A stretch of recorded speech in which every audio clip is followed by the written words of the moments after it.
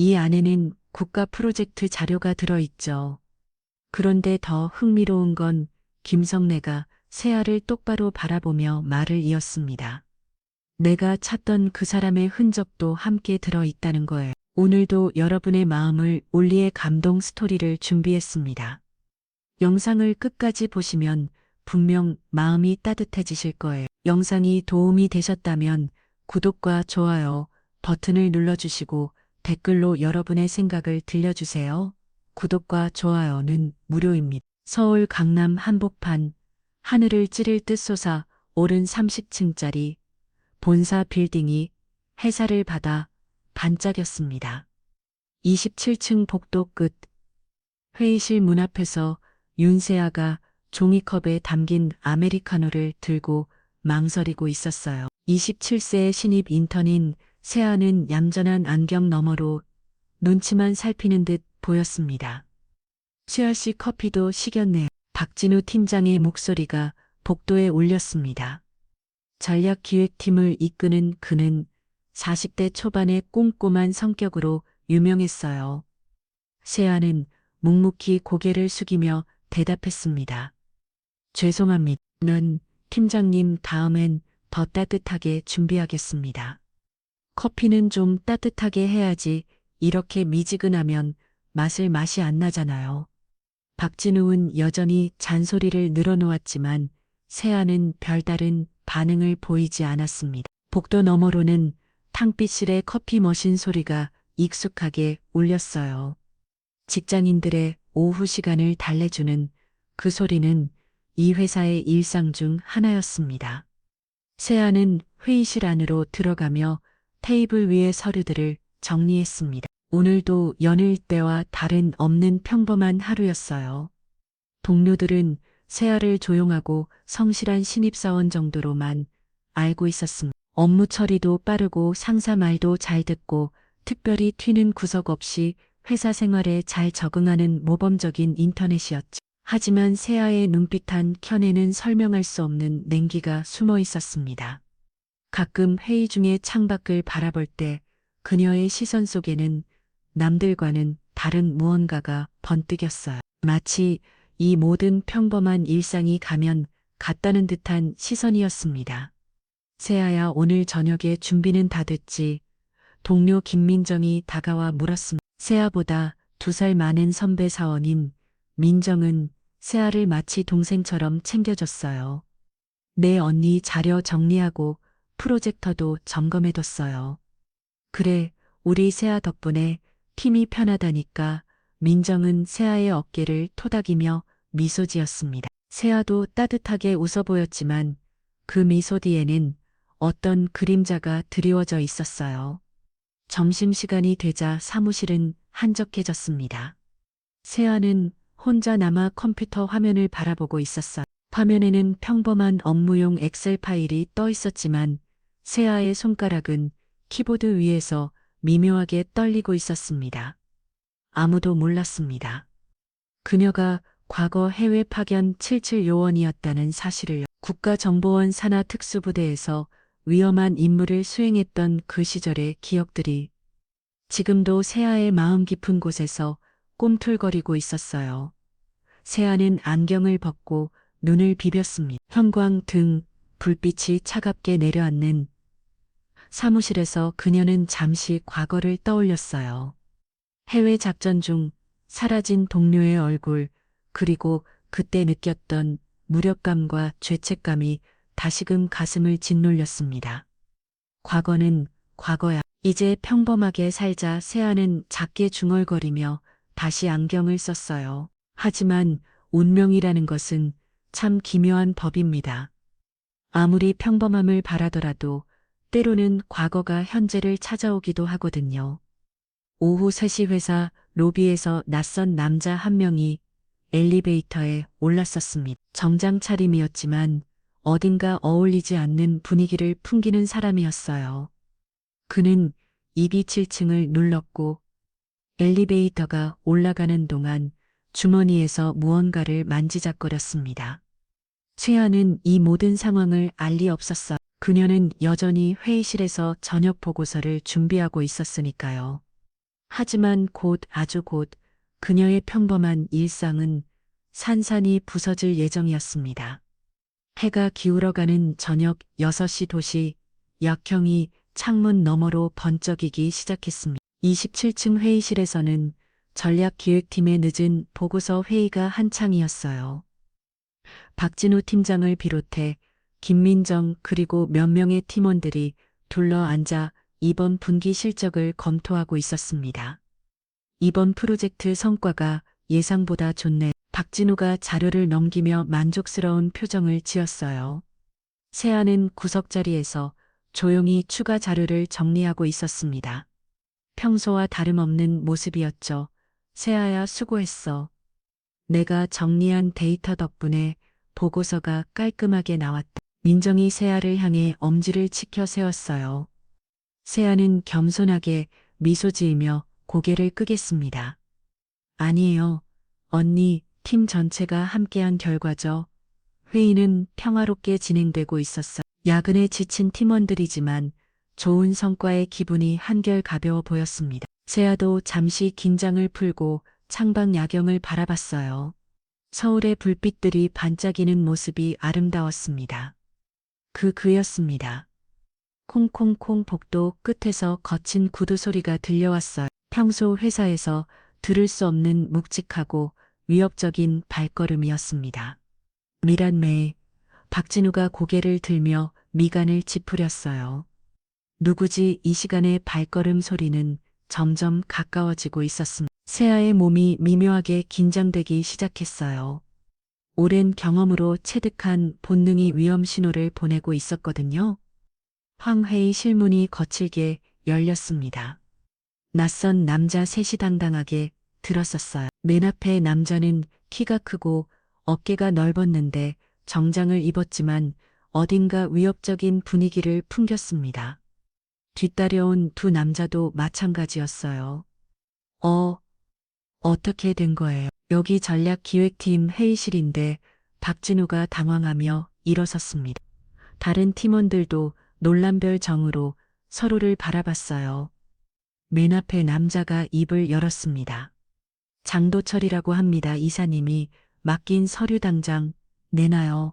목소리가 차갑고 단호했어요. 장도철이라는 이름에서 풍기는 분위기부터가 심상치 않았습니다. 세아는 조용히 손에 들고 있던 볼펜을 테이블 위에 내려놓았어요. 서류요? 무슨 서류 말씀이신지. 저희는 전략기획팀이고 지금 정기회의 중인데요. 박진우는 최대한 침착하게 대답하려 했지만 목소리가 살짝 떨리고 있었어요. 장도철은 한 걸음도 다가왔습니다. 김성래 이사님 아시죠? 그분이 이 팀에서 관리하는 특별 서류가 있다고 하던데요. 김성래라는 이름이 나오자 팀원들이 웅성거렸어요. 하지만 세아의 표정은 순간 굳어졌습니다. 그 이름 어디선가 들어본 적이 있었거든요. 죄송하지만 저희는 그런 서류에 대해 모르겠는데요. 혹시 다른 부서와 착각하신 게 아닐까요? 민정이 용기를 내서 말했지만 장도철의 부하 중 한 명이 성큼 다가왔어요. 거짓말 말고 솔직히 말해요. 우리 시간 없어. 분위기가 급격히 험악해졌습니다. 팀원들은 자리에서 얼어붙었고 박진우는 당황스러운 눈빛으로 세아를 바라봤어요. 마치 이런 상황에서 어떻게 해야 하나 라고 묻는 것 같았습니다. 하지만 세아는 눈을 피하며 커피 잔을 조심스럽게 내려놓았어요. 겉으로는 여전히 무력해 보이는 인턴의 모습이었지만 그녀의 내면에서 저는 오래전 잠들어 있던 무언가가 깨어나기 시작했습니다. 장도철이 박진우에게 한 걸음도 다가갔어요. 마지막으로 먹겠습니다. 김성래 이사가 막힌 USB가 어디 있는지 아시죠? 정말로 모르겠습니다. 저희는 그럼 직접 찾아보죠. 장도철이 손질타자 부하들이 회의실 안을 뒤지기 시작했어요. 서류 가방을 열어보고 서랍을 뒤지고 심지어 팀원들의 개인 소지품까지 검사하기 시작했습니다. 세아는 조용히 숨을 고르고 있었어요. 안경 너머로 상황을 차분하게 관찰하면서 회의실의 구조와 상대방의 위치를 파악하고 있었습니다. 출입구, 창문, 그리고 무기로 사용할 수 있는 물건들까지 모든 것을 계산하고 있었어요. 김성래 그 이름 어디서 들었지? 세아의 기억 속에서 무언가가 떠오르려 했지만 아직 확실하지 않았어요. 하지만 분명한 것은 이 상황이 단순한 회사 내 분쟁이 아니라는 점이었습니다.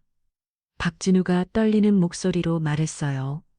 제발 조용히 해결했으면 좋겠는데요. 다른 층에서 들으면 걱정 마세요. 금방 끝날 테니까. 장도철의 음성한 미소가 회의실의 긴장감을 더했습니다. 세아는 마침내 안경에 손을 가져갔어요. 평범한 인턴으로서의 마지막 순간이 다가오고 있었습니다.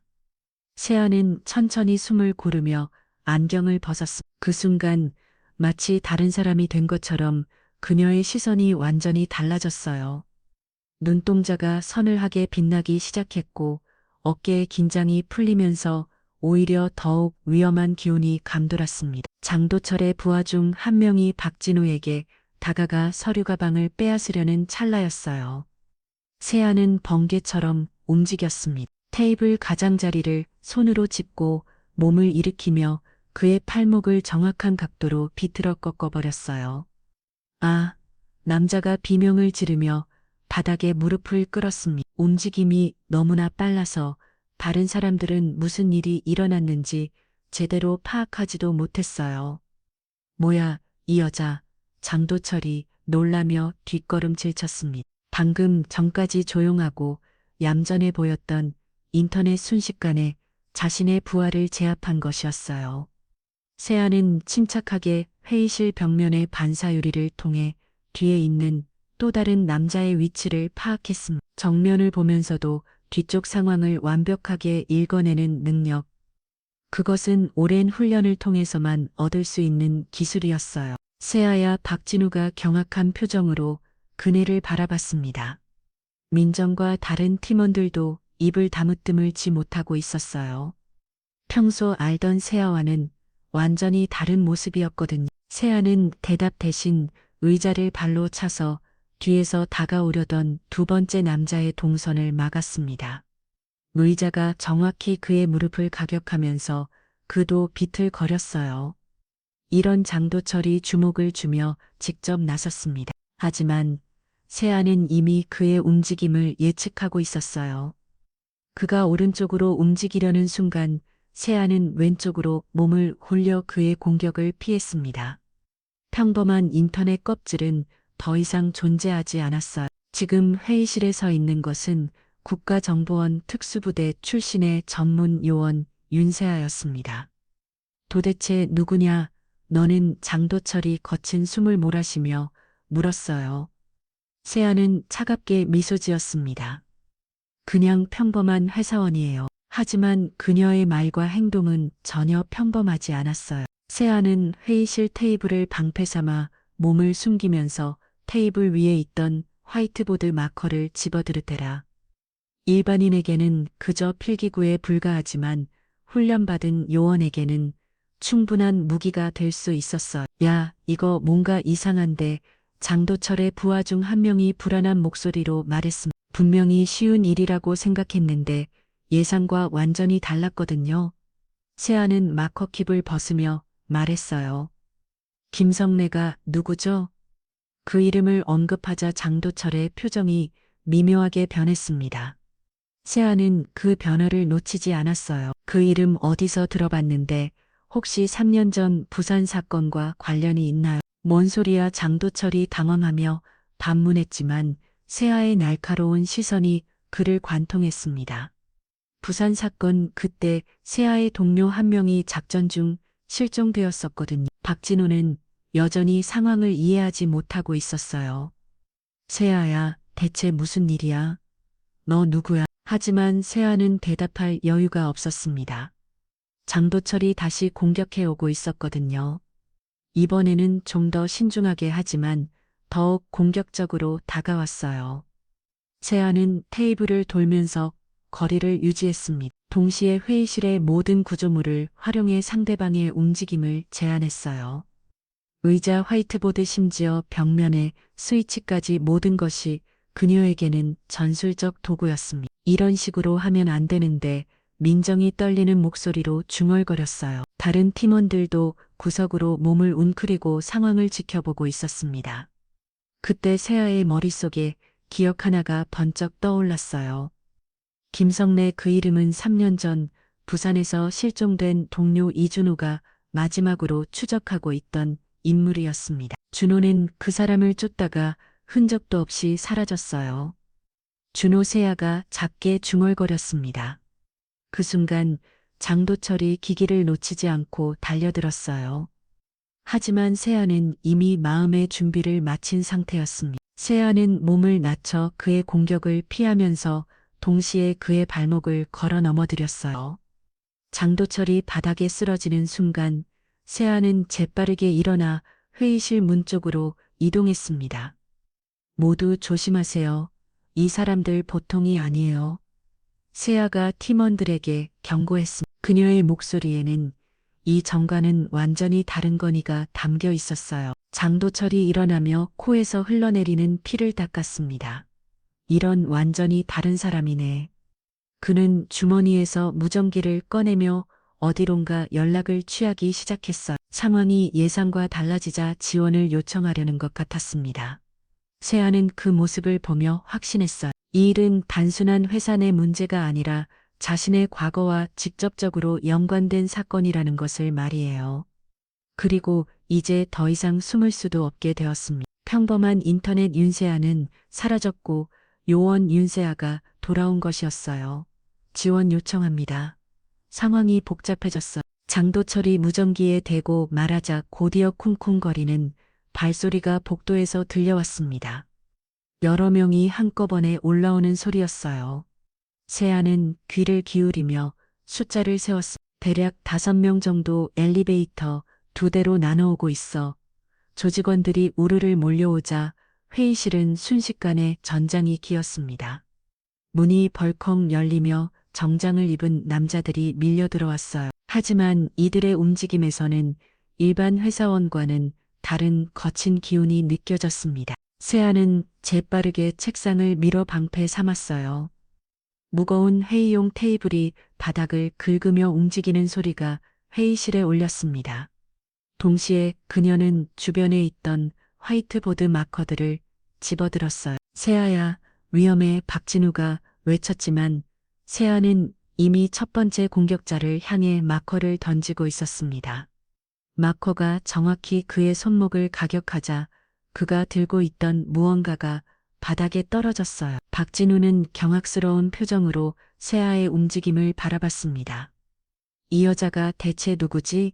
이런 움직임이 어떻게 가능해? 평소 조용하고 순종적이었던 신입 인턴이 마치 액션 영화의 주인공처럼 움직이고 있었거든요. 그것도 여러 명의 남자들을 상대로 전혀 밀리지 않으면서 말이에요. 모두 구석으로 피하세요. 세아가 팀원들에게 소리쳤습니다. 민정과 다른 동료들은 겁에 질린 채로 회의실 한쪽 모서리로 몸을 웅크렸어요. 두 번째 공격자가 의자를 들고 세아에게 달려들었습니다. 세아는 몸을 낮춰 공격을 피하면서 동시에 그의 다리를 걸어 넘어뜨렸어요. 넘어지면서 의자가 바닥에 부딪히는 소리가 요란하게 울렸습니다. 이런 식으로는 안 되겠네. 장도철이 이를 악물며 다시 무전기를 집어들었어요. 성내 이사님 상황이 꼬였습니다. 예상과 완전히 다른 상황이에요. 무전기 너머로 차가운 목소리가 들려왔습니다. 뭐가 문제인가? 여기 이상한 여자가 하나 있어요. 보통 사람이 아닙니다. 그 순간 세아의 눈빛이 번쩍였어요.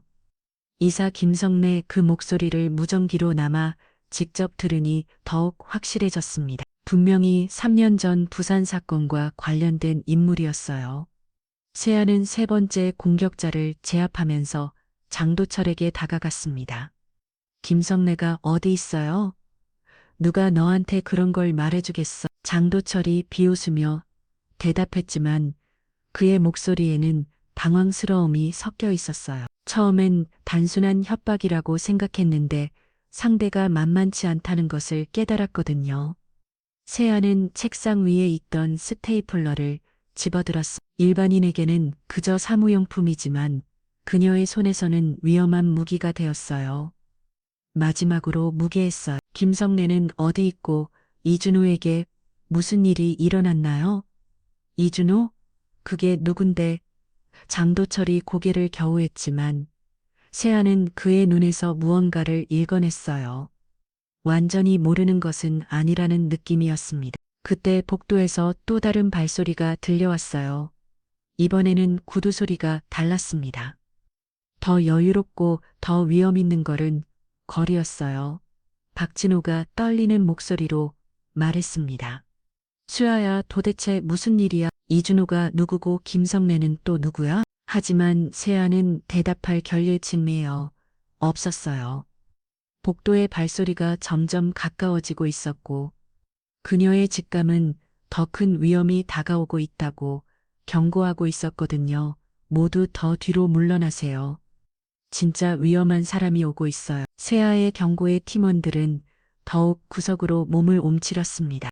민정은 떨리는 손으로 휴대폰을 꺼내 경찰에 신고하려 했지만 장도철의 부하 중 하나가 그녀의 손목을 붙잡았어요. 전화는 안 돼요. 왜요?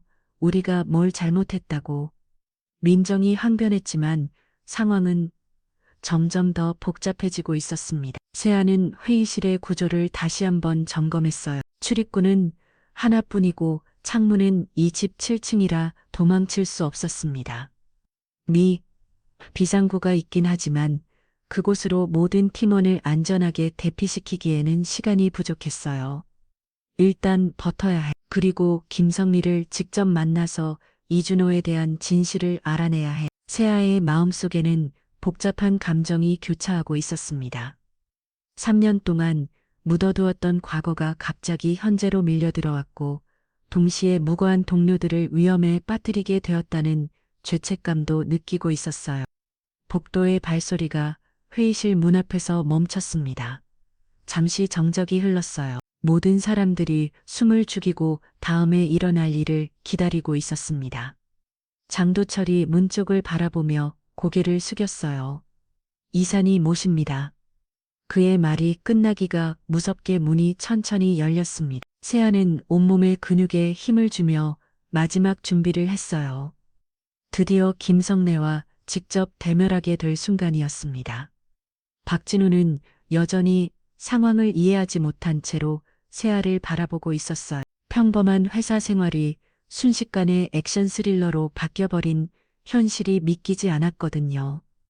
회의실 밖에서 그림자 하나가 천천히 다가오고 있었습니다.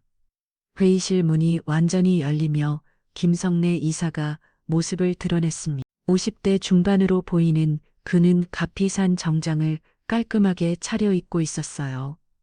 하지만 그의 눈빛은 냉혹함이 서려 있었고 입가에 떠오른 미소는 전혀 따뜻하지 않았습니다. 세아가 장도철을 제압하려던 순간 김성래는 여유롭게 웃으며 박진우를 향해 말했어요.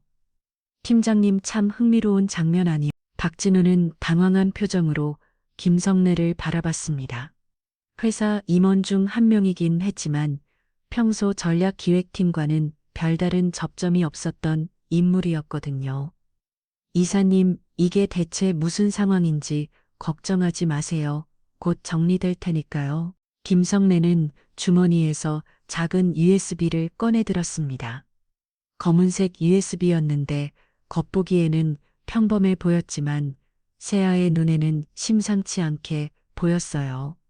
이 안에는 국가 프로젝트 자료가 들어있죠. 그런데 더 흥미로운 건 김성래가 세아를 똑바로 바라보며 말을 이었습니다.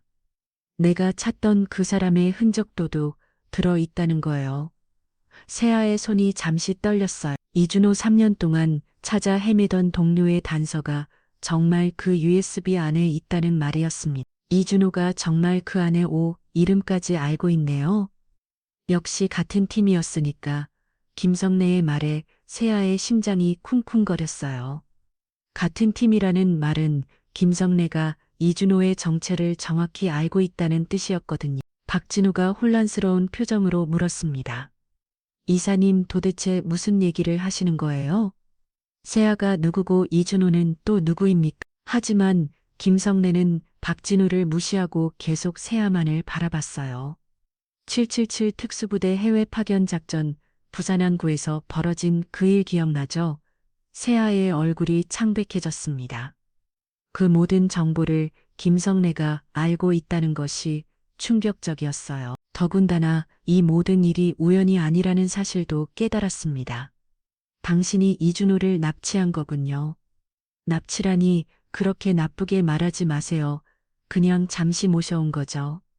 김성래의 여유로운 태도가 세아를 더욱 분노하게 만들었어요. 하지만 그녀는 감정을 억누르고 침착함을 유지하려 노력했습니다. 이준호는 어디 있어요? 살아있나요? 그건 내가 너나 협조적이냐에 달려 있어요. 그 순간 복도에서 또 다른 발소리가 들려왔습니다. 이번에는 더 조직적이고 훈련된 움직임이었어요. 김성래가 손을 들어 신호를 보내자 보안 요원으로 위장한 남자들이 회의실로 들어왔습니다. 세아는 직감적으로 알았어요. 이들은 장도철의 조직원들과는 차원이 다른 상대였습니다. 움직임에서 전문적인 훈련을 받았다는 것이 느껴졌거든요. 이제 상황이 복잡해지는군요. 세아가 중얼거렸습니다. 일반 조직폭력배들과는 달리 이들은 자신과 비슷한 배경을 가진 사람들이었어요. 민정이 떨리는 목소리로 말했어요. 제발 우리는 아무것도 모르는 일반 직장인이에요. 그냥 보내주세요. 하지만 김성래는 냉소적으로 웃었습니다. 안타깝게도 이미 너무 많이 보셨어요. 그냥 넘어갈 수는 없겠네요. 세아는 팀원들을 보호해야 한다는 책임감과 이준호를 구해야 한다는 사명감 사이에서 갈등했어. 두 마리 토끼를 다 잡기에는 상황이 너무 불리했습니다. USB를 주면 팀원들은 보내주겠어요? 흥미로운 제안이네요. 하지만 USB는 이미 내 손에 있는걸요? 김성래가 USB를 흔들며 말했습니다. 세아는 그제서야 자신이 완전히 함정에 빠졌다는 것을 깨달았어요. 그럼 당신이 원하는 게 뭔가요? 간단해요. 당신이 우리와 함께 오는 거예요. 그러면 이준호도 만날 수 있고 팀원들도 안전할 거고요. 세아는 잠시 고민했습니다. 김성래의 말을 믿을 수 있을지도 의문이었고 함께 간다고 해서 정말 팀원들이 안전할지도 확신할 수 없었어요. 박진우가 세아에게 다가가며 말했어요. 세아야, 가면 안 돼. 이 사람들 믿을 수 없어. 하지만 김성래는 이미 다음 수를 준비하고 있었습니다. 그가 손짓하자 보안 요원들이 팀원들을 포위하기 시작했어요. 선택할 시간이 많지 않아요. 10초 드릴게요. 김성래가 시계를 보며 말했습니다. 세아는 빠르게 상황을 계산했어요. 여기서 싸우면 팀원들이 다칠 가능성이 높았고 이준호의 행방도 영영할 수 없게 될 것 같았습니다. 하나, 둘, 셋, 김성래가 카운트다운을 시작했어요. 세아의 마음은 복잡했지만 결국 선택해야 하는 순간이 다가왔습니다. 7, 8세아는 깊이 숨을 들이쉬었어요. 과거의 실패와 죄책감이 뇌리를 스쳤지만 이번에는 다른 덕을 하고 싶었습니다. 아우, 잠깐요. 세아가 김성래를 제재했습니다. 그리고 주변을 둘러보며 마지막 계획을 세우기 시작했어요. 이번에는 절대 동료들을 잃지 않겠다고 다짐하면서 말이에요. 잠깐요. 세아의 목소리가 회의실에 울렸습니다. 김성래가 카운트다운을 멈추고 그녀를 바라봤어요. 세아는 천천히 호흡을 가다듬었습니다. 이 사람은 나를 흔들려고 한다. 과거의 실패와 죄책감이 뇌리를 스쳤어요. 3년 전 부산에서 이준호를 잃었던 그날의 기억이 선명하게 떠올랐습니다. 그때 세아는 작전 중 판단 실수를 했었어요. 동료를 구하려다가 오히려 그를 더 위험에 빠뜨렸고 결국 이준호는 흔적도 없이 사라졌습니다. 그 이후로 세아는 자책감에 시달리며 요원직을 그만두고 평범한 삶을 택했던 것이었어요. 하지만 이번에는 달랐습니다. 이번에는 놓치지 않겠다고 다짐했어요. 세아는 박진우를 향해 의미심장한 눈짓을 보냈습니다. 평소 함께 일하면서 쌓인 신뢰 때문일까요? 박진호는 세아의 의도를 어려움풋이 눈치챘어요. 팀장님, 회의실 조명 스위치가 어디 있는지 아시죠? 세아가 작은 목소리로 물었습니다. 박진호는 고개를 끄덕이며 벽면의 스위치 위치를 확인했어요. 김성래는 세아의 행동을 예의주시하고 있었습니다. 뭔가 꾀를 부리려는 건 아니겠죠? 아니에요. 그냥 마지막으로 팀원들에게 할 말이 있어서요. 세아는 민정과 다른 동료들을 바라봤어요. 그들의 얼굴에는 두려움과 혼란이 가득했습니다. 모두들 미안해요. 제가 여러분을 이런 위험에 빠뜨리게 되어서 민정이 기계를 처음에 말했어요. 세아야, 내 잘못이 아니야. 우리는 괜찮으니까 너무 자책하지 마. 그 말을 들으며 세아의 마음이 따뜻해졌어요. 이 사람들은 진짜 동료였습니다. 과거에 있던 이준호처럼 절대 잃어서는 안 될 소중한 사람들이었어요. 감사해요. 언니.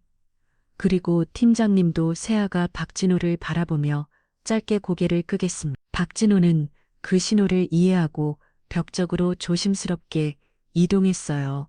김성래가 불안해하며 말했습니다. 시간을 너무 끌지 마세요. 내 인내심도 한계가 있어요. 말겠어요. 그런데 하나만 물어볼게. 세아가 김성래를 똑바로 바라보며 말했어요. 이준호는 정말 살아있나요? 거짓말이라면 지금이라도 말해주세요. 김성래는 잠시 망설이더니 진지한 표정을 지었습니다. 살아있어. 하지만 내가 협조하지 않으면 어떻게 될지는 장담 못해요. 그 말이 진실인지 거짓인지 확신할 수는 없었지만 세아는 더 이상 과거의 실패에 얽매이고 싶지 않았어요. 이번에는 자신의 힘을 믿고 끝까지 싸우기로 결심했습니다. 좋아요. 하지만 제 방식대로 하겠어요. 세아가 말을 마치자마자 박진호가 벽면의 조명 스위치를 내렸습니다. 순간 회의실이 어둠에 잠겼어요. 장도철이 당황하며 소리쳤지만 세아는 이미 움직이고 있었습니다. 어둠 속에서도 정확한 위치 감각을 발휘하며 숨겨두었던 보안기를 꺼냈어요. 이 회사에서 인턴으로 일하면서 세아는 비상시를 대비해 미리 준비해둔 것들이 있었습니다. 그중 하나가 비상으로 연결되는 보안 키였어요. 모두 제 뒤로 따라오세요. 세아가 외치며 비상문을 열었습니다. 비상 계단으로 이어지는 문이 열리자 복도의 비상등이 희미하게 공간을 밝혔어요. 김성래가 분노하며 소리쳤습니다. 놓치지 마. 모두 쫓아. 하지만 세아는 이미 팀원들을 비상 계단으로 대표시키고 있었어요. 박진호가 민정과 다른 동료들을 이끌고 아래층으로 내려가기 시작했습니다. 세아야, 너도 빨리 와. 민정이 뒤돌아보며 외쳤지만 세아는 고개를 저었어요. 저는 조금 더 있어야 해요. 먼저 가세요. 자신을 짓눌렸던 두려움 대신 동료를 위해 끝까지 싸우겠다는 의지가 마음을 채웠습니다. 이번에는 다르게 할 수 있다는 확신이 들었어요. 김성래와 그의 부하들이 비상문 쪽으로 몰려오고 있었습니다. 세아는 마지막으로 회의실을 둘러보며 사용할 수 있는 도구들을 확인했어요. 이 준우를 어디 숨겨뒀는지 말해요. 세아가 어둠 속에서 김성래에게 소리쳤습니다. 내가 나와 함께 와야 할 수 있어. 그럼 여기서 끝장을 내줘. 세아는 더 이상 도망치지 않기로 했어요. 3년 동안 자신을 괴롭혀왔던 죄책감과 두려움을 이번 기회에 완전히 떨쳐내고 싶었습니다. 비상계단에서는 박진호와 팀원들의 발소리가 점점 멀어지고 있었어요.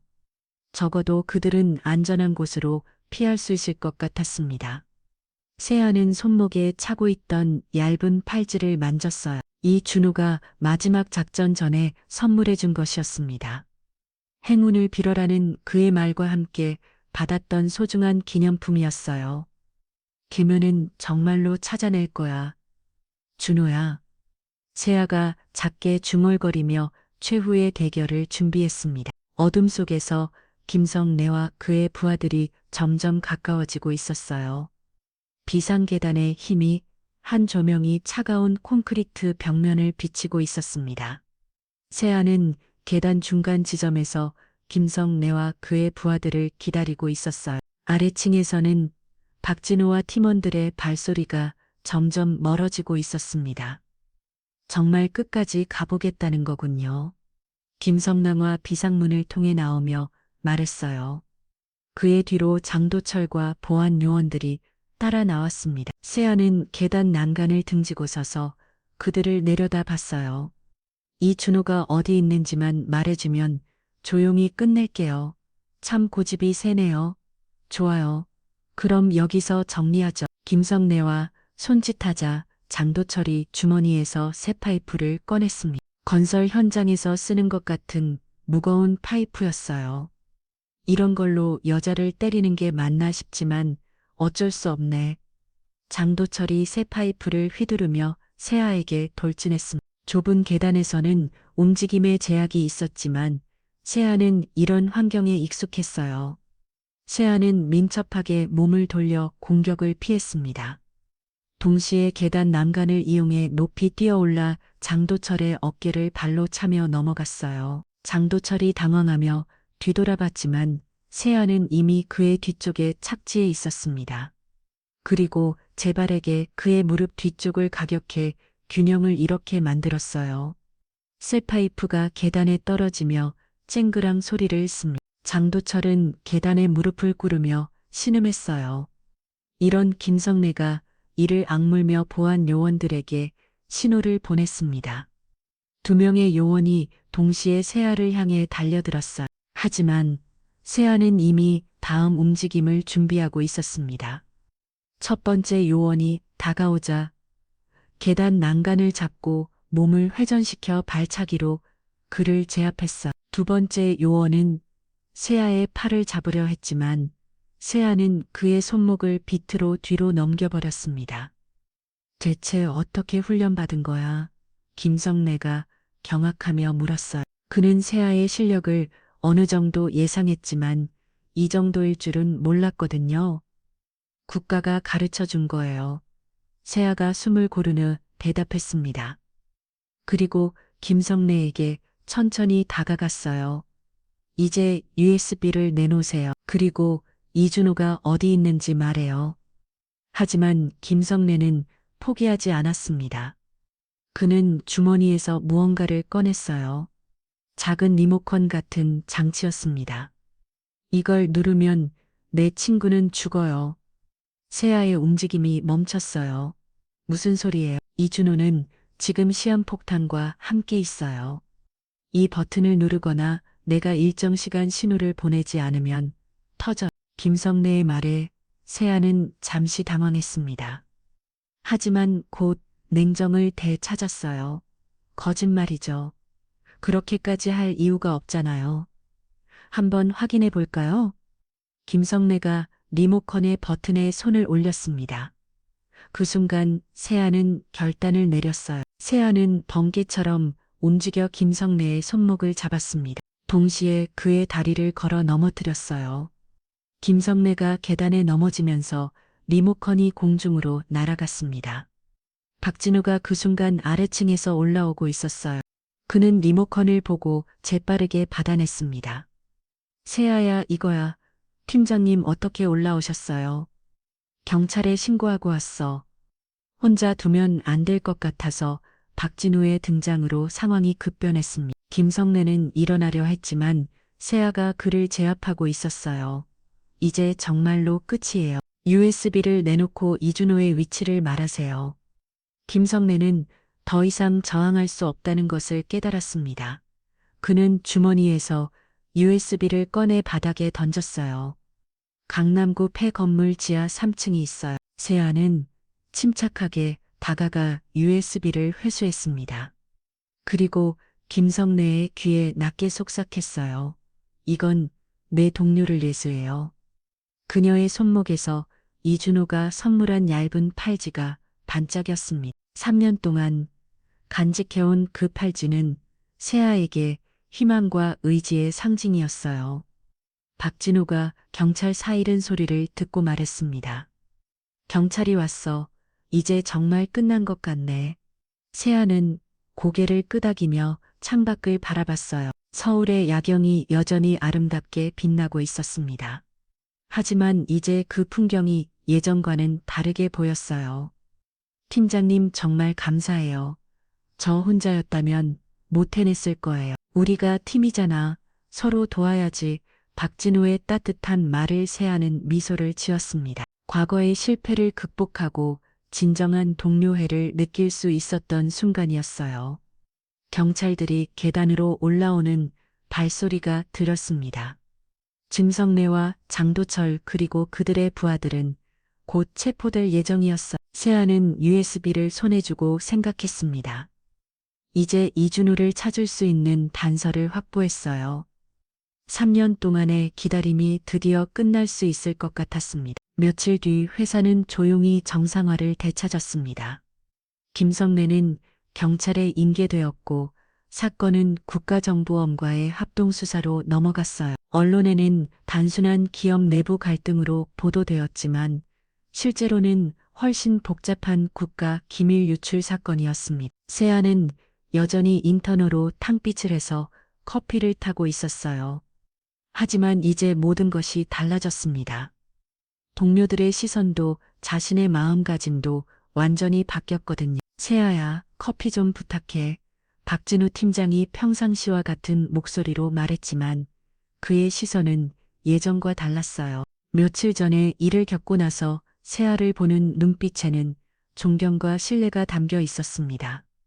네, 팀장님. 세아는 정성스럽게 아메리카노를 내렸어요. 김성래로부터 확보한 정보 덕분에 이준호의 행방을 찾을 수 있었고 그는 무사히 구출되었습니다. 3년 동안 납치 상태로 있었지만 생명에는 지장이 없었어요. 커피를 가져다 주며 세아가 말했습니다. 커피가 오늘은 꽤 따뜻하네요. 박진우가 커피를 한 모금 마시고 미소 지었어요. 그러게요. 이번엔 정말 제대로 맞췄네요. 그들 사이에는 이제 특별한 유대감이 있었어요. 함께 위험을 헤쳐나간 동료로서의 끈끈한 신뢰 말이에요. 민정이 다가와 세아의 어깨에 손을 올렸습니다. 세아야, 정말 고생 많았어. 우리가 무사할 수 있었던 건 다 내 덕분이야. 아니에요. 언니, 저도 많이 배웠어요. 진짜 동료가 뭔지 알게 됐거든요. 세아의 말에 민정은 따뜻하게 웃었어요. 사건 이후 팀 전체의 분위기가 더욱 단단해졌습니다. 점심시간이 되자 세아는 혼자 옥상으로 올라갔어요. 서울의 맑은 하늘이 펼쳐져 있었고 강남의 빌딩들이 회사를 받아 반짝이고 있었습니다. 휴대폰이 울렸어요. 이준호에게서 온 문자였습니다. 세아야, 덕분에 새 삶을 살 수 있게 됐어. 정말 고마워. 곧 만나자. 세아는 문자를 읽으며 미소 지었어요. 3년 동안 자신을 괴롭혀온 조체감이 마침내 사라지는 느낌이었습니다. 그녀는 마음속으로 이준호에게 말했어요. 너의 흔적을 찾았어. 준호야. 그리고 이제 정말로 앞으로 나아갈 거야. 과거의 실패에 얽매여 숨어서 살았던 시간들이 이제는 의미 있는 경험으로 바뀌었어요. 평범한 일상 속에서도 소중한 것들을 지킬 수 있다는 것을 배웠습니다. 오후에 세아는 국가정보원에서 연락을 받았어요. 복직 제안이었습니다. 윤세아 유원 다시 돌아올 생각은 없나요? 당신 같은 인재가 필요합니다. 전화 너머의 목소리는 진지했지만 세아는 잠시 고민했어요. 감사하지만 지금 이 자리에서 할 일이 있어요. 평범한 일상도 지켜야 할 가치가 있다는 걸 깨달았거든요. 그렇다면 언제든 마음이 바뀌면 연락 주세요. 전화를 끊고 나서 세아는 창밖을 바라봤어요. 동료들이 각자의 업무에 열중하는 모습이 보였습니다. 이런 평범한 일상이야 말로 진짜 소중한 것이라는 생각이 들었어요. 저녁이 되자 박진우가 팀 회식을 제안했습니다. 오늘은 우리 팀이 한번 제대로 모여보자. 많은 일이 있었잖아요. 팀원들이 모두 찬성했어요. 사건 이후 처음으로 갖는 편안한 시간이었습니다. 회식 자리에서 박진우가 건배를 제안했어요. 우리 팀이 함께 어려움을 극복했다는 것을 건배. 건배 모든 팀원들이 잔을 부딪혔습니다. 세아도 함께 웃으며 잠을 들었어요. 민정이 세아에게 말했습니다. 앞으로도 계속 우리 팀에 있을 거지. 당연하죠. 언니, 이제 진짜 가족 같은 느낌이에요. 그날 밤 집으로 돌아가는 길에 세아는 손목에 팔찌를 만졌어요. 이준호가 선물한 그 팔찌는 이제 새로운 의미를 갖게 되었습니다. 전 과거에 대한 아픔이 아니라 미래에 대한 희망의 상징이 된 것이었어요. 창밖으로 서울의 노을이 아름답게 비쳤습니다. 도시의 불빛들이 하나 둘 켜지기 시작하면서 밤의 풍경도 바뀌어가고 있었어요. 세아의 세계는 변했습니다. 하지만 그 변화는 파괴가 아니라 성장이었어요. 과거의 상처를 치유하고 새로운 관계를 쌓고 진정한 동료애를 경험하면서 더욱 단단해진 것이었습니다. 더 이상 혼자가 아니었어요. 함께 어려움을 헤쳐나갈 동료들이 있었고 지켜야 할 소중한 일상이 있었습니다. 세아는 내일도 평범한 인턴으로 출근할 예정이었어요. 커피를 타고 서리를 정리하고 동료들과 함께 웃고 떠들면서 보낼 하루하루가 기대되었습니다. 그녀의 사명감은 더욱 단단해졌어요. 평범한 일상 속에서도 소중한 것들을 지키는 것. 그것이야말로 진정한 영웅이의 모습이라는 것을 깨달았거든요. 서울의 밤하늘에 별이 반짝이기 시작했습니다. 새로운 시작을 알리는 희망의 별빛처럼 말이에요.